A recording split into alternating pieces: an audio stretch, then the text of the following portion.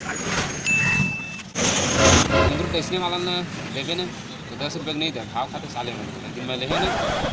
कहा था 10 का नहीं मिलता जी 15 किलो का तो मिलेगा इसी का तो बात कैसे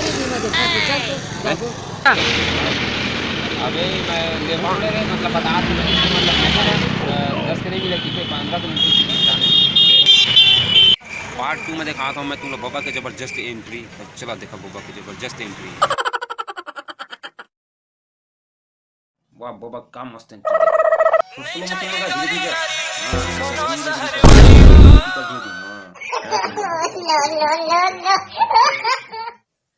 देखेगा बाजू में पूरे खड़े हवा जल्दी जल्दी कर चले बाबू चाले टोकरा मन में दिन में उतरवाता मैं घर जावे जाओ साले मैं जाता भाई के ये तो वाह क्या सीन है तो टोकरे नहीं चले एक पे ताउरे अब चला ऐसा किरिया है मोला